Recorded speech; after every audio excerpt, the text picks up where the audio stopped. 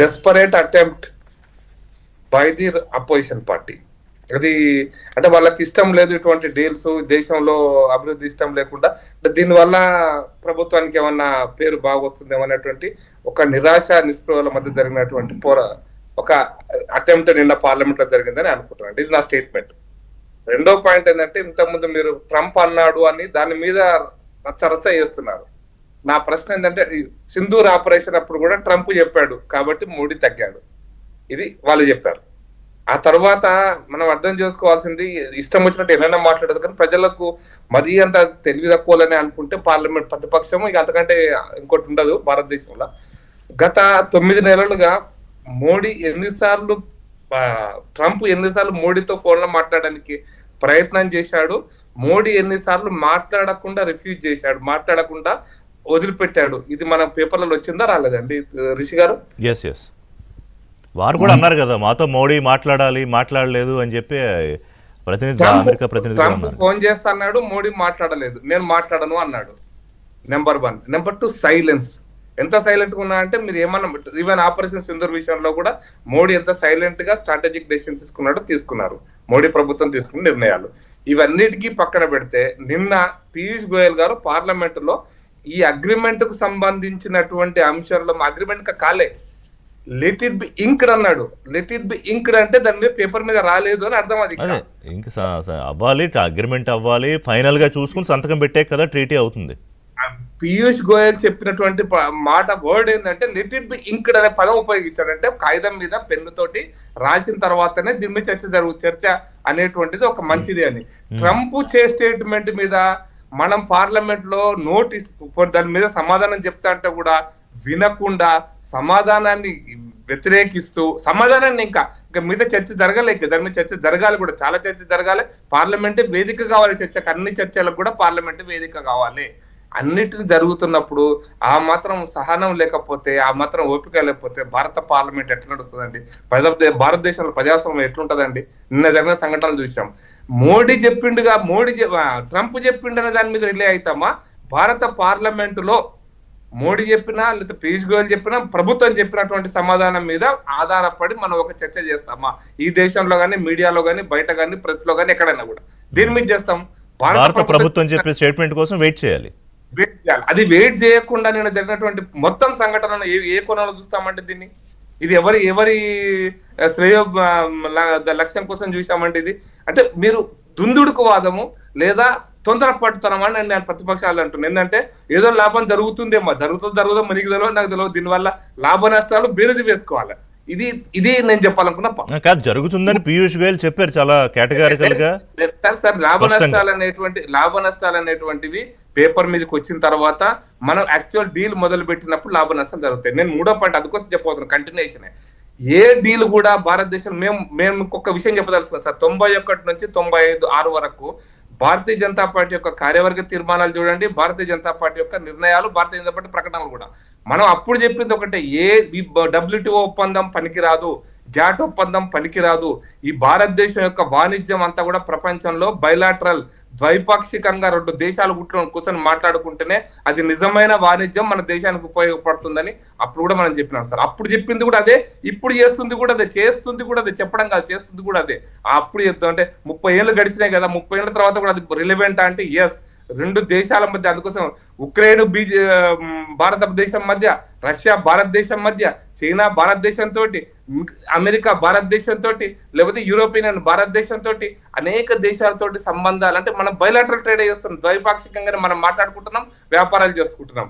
ఇది కదా మనకు కావాల్సింది. మన దేశానికి ఏం కావాలి, మన దేశానికి ఏం అవసరం, ఇండియా ఫస్ట్ అనేటువంటి కాన్సెప్ట్ ఉన్నప్పుడు మీరు తొందరపాటుగా పేపర్ మీద రాకముందే అదే అంశాన్ని పార్లమెంట్ లో చెప్పుతుంటే ఎందుకు ఇంత అసహనంతో మీరు చిందులేస్తున్నారు అనేటువంటి ఒకటి నేను ఈ సందర్భంగా గుర్తు చేస్తున్నాను. తులసిరెడ్డి గారు పెద్దలు ఉన్నారు. భారత పార్లమెంటులో ఉరుగ్వే ఒప్పందం తర్వాత గ్యాట్ ఒప్పందానికి సంబంధించి పార్లమెంట్ నడుస్తున్నప్పుడు పార్లమెంట్ లో చర్చ చేయకుండా గ్యాట్ ఒప్పందం మీద 2 ఆర్డినెన్స్ ఇచ్చినటువంటి పివి నరసింహారావు ప్రభుత్వాన్ని మీరు ఏ రకంగా చూస్తారండి? ఇదే కాంగ్రెస్ ప్రభుత్వం కదా, ఇదే ఉన్నటువంటి నాయకులు కదా, ఇదే 100 సంవత్సరాల చరిత్ర చెప్పుకుంటారు కదా. గ్యాట్ ఒప్పందం మీద 2 ఆర్డినెన్స్లు వితౌట్ డిస్కషన్. ఇంకా గ్యాట్ ఒప్పందం మీద సార్, గ్యాట్ ఒప్పందం మీద 1995లో గ్యాట్ ఒప్పందం మీద ఆర్డినెన్స్ పార్లమెంట్ నడుస్తున్నప్పుడు ఆర్డినెన్స్ రూపంలో భారతదేశాన్ని పట్టుకొచ్చారు, పార్లమెంట్ లో చర్చ చేయలే. అప్పుడు డిమాండ్ కూడా చేశారు. అప్పుడు బిజు పట్నాయక్ తో సహా జ్యోతి బసుతో సహా అందరూ కూడా పార్లమెంట్ లో చర్చ జరగాలని డిమాండ్ చేస్తే చర్చించకుండా ఒప్పందమే సంతకాలు పెట్టినటువంటి ఈ కాంగ్రెస్ ప్రభుత్వము ఇప్పుడు అసహనంతో మాట్లాడుతుంటే ప్రజలు ఏ రకంగా చూస్తారు? ప్రజలకు మేము చెప్తాం సార్, ఎప్పుడెప్పుడు వాళ్ళు ఏం చేశారు మేమేం చేస్తున్నామో చెప్పడానికి అవకాశం ఉన్నది సార్. అయితే నేను అంటుంది అంటే పేపర్ మీదకి రానివ్వండి, అది మేము పెట్రోల్ ఎక్కడి నుంచి కొంటారా, ఎగ్జాక్ట్లీ అదే అడగబోతున్నాను. అంటే ఇప్పుడు రష్యా స్పందించడానికన్నా ముందే మన ప్రభుత్వం స్పందించాల్సి ఉందా? Point number. ఎందుకంటే మాకేమి భారత ప్రభుత్వం నుంచి మా దగ్గర నుంచి ఆయిల్ కొనరనేమి చెప్పలేదు మరి అనేమో ఒకటి అన్నారు. రెండోది మా నుంచి ఆయిల్ కొంటారు, వెనిజులా నుంచి కూడా కొనొచ్చు, అలాగే 45.5 లక్షల కోట్ల రూపాయలకు సంబంధించిన దిగుమతులు చేసుకోవడానికి ఆల్రెడీ ఒప్పందం, ఇవన్నీ చెప్తున్నారు కదా ట్రంప్. అంటే ఆల్రెడీ డీటెయిల్స్ అన్నీ ఆయన చెప్పాడు ఆ పోస్ట్ లో. నేను చెప్పాను ఒక్క విషయం చెప్పదలుచుకున్నాను సార్. మనం ఈ రోజున ఇంత మనం బేసి ఒక మంచి నూనె ధర దేశంలో 140 కోట్ల మంది వాడేటువంటి మంచి నూనె ధర, మంచి నూనె అంటే రోజు వాడేటువంటి కూరగాయలు మిరపకాయ బజ్జీతో సహా వాడుకునే మంచి నూనె మనం ఎక్కడి నుంచి దిగుమతి చేసుకుంటున్నాం సార్? ఉక్రెయిన్ నుంచేనా, రష్యా నుంచేనా, ఇండోనేషియా నుంచేనా? అంటే మరి ఇప్పుడు పుల్లారావు గారు చెప్పారు మన హెలికాప్టర్లు, విమానాలు, వాటి అవి తప్పదు మనం కొనుక్కోవడానికి. మరి మంచినీళ్ళు దిగుమతి చేసుకుంటున్నాం కదా, ఇన్ని సంవత్సరాల తర్వాత 140 కోట్ల ప్రజల అవసరాల కోసం దిగుమతి చేసుకుంటున్నాం కదా. మొన్న కరోనా కాలంలో అక్కడ నుంచి మంచినీళ్ళు రాకపోతే పామాలిన్ ఆయిల్ 100 రూపాయలు, 150 రూపాయలకు, 200 రూపాయలకు పోయింది కదా. దీనికి ఎవరం బాధ్యులం వహిస్తాం? అప్పుడు మోడీ ప్రభుత్వం ఉంది, బట్ పరిస్థితి దేనికి ఏ పరిస్థితులు ఉండే? ఇప్పుడు ఏం జరుగుతుంది? మనం ఉక్రెయిన్ నుంచి మనం దిగుమతి చేసుకోవట్లేదా? మనమేమి రష్యా నుంచి దిగుమతి చేసుకోవట్లేదు మనమేమి? అయితే రష్యా ఉక్రెయిన్ పంచాయతీ ఉక్రెయిన్ నుంచి దిగుమతి చేసుకుంటున్నాం, కానీ ఇప్పుడు రష్యా నుంచి దిగుమతులు ఆపైపోతున్నామా ట్రంప్?